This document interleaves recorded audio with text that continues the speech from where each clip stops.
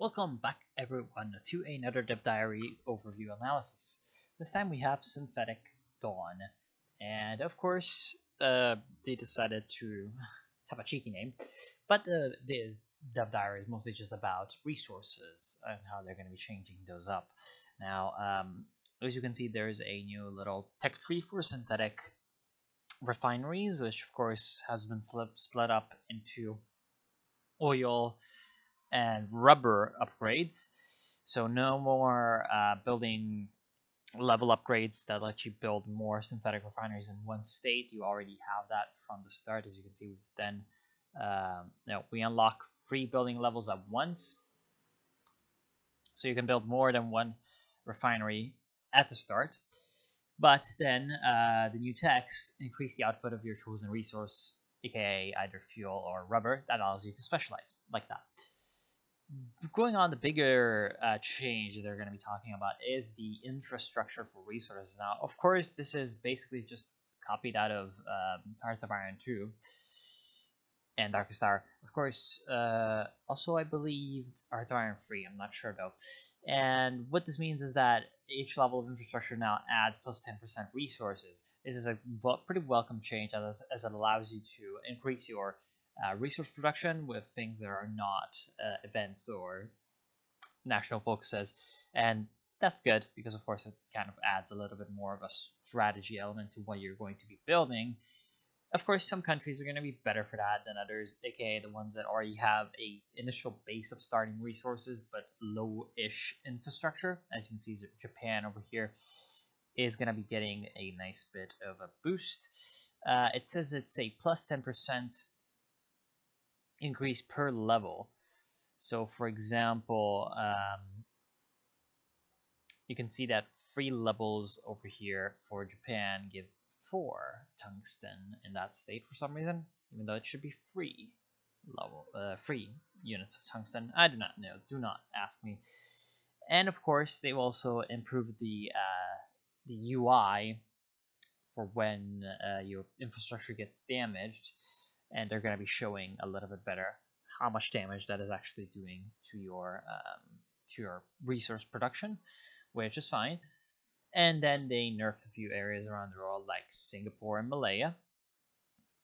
Just avoid those areas being just kings of resource production and then really having any of that and not being able to expand your own resources to actually get some civilian factories from trade.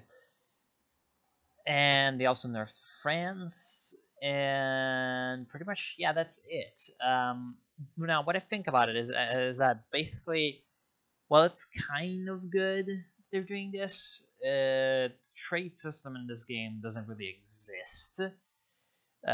So you never really know when the AI is going to want to buy up your resources. So, for example, as you can see, Brazil over here.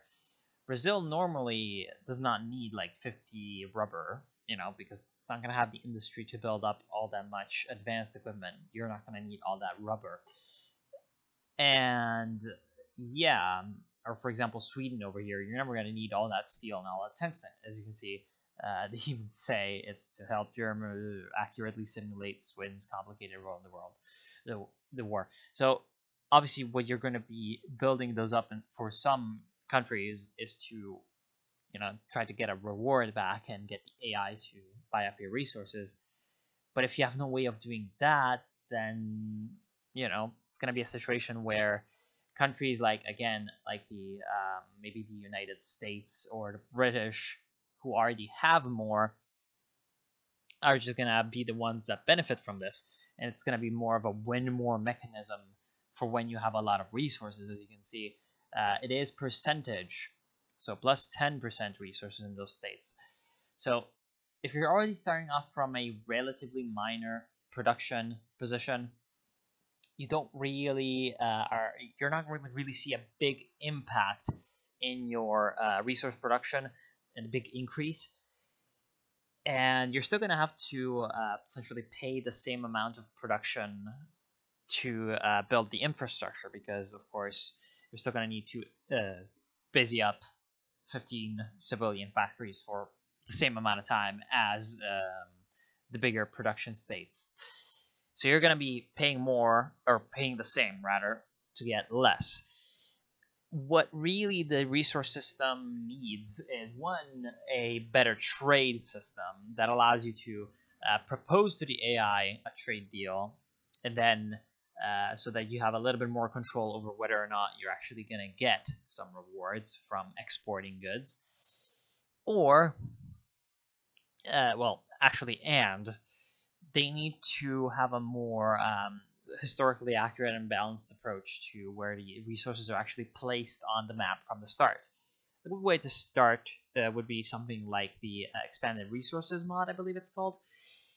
Although, again, you have to do it in such a way that it will not actually unbalance the game, because again, it's kind of important that you keep that game balance working. So of course they're gonna have to be very careful about that, and I'm sure they're thinking about it. So that's pretty much just it. It was a pretty small dev diary, nothing really too major, although just a couple of nice quality of life changes. Also, as you can see, the infrastructure, I'm guessing this is the construction menu, has been improved a little bit, giving you also an idea of how many building slots you have in a state, because of course if you have more infrastructure in a state, then you're going to be building factories quicker. So you can see where you have areas that you can expand upon and build in, so that you can make your choices that way and not just with the resources available. So yes, that's about it. And yeah, I want to thank you all for watching. I hope you've enjoyed. As always, just tell me down in the comments what you think, and I'll see you soon, hopefully, if you like that.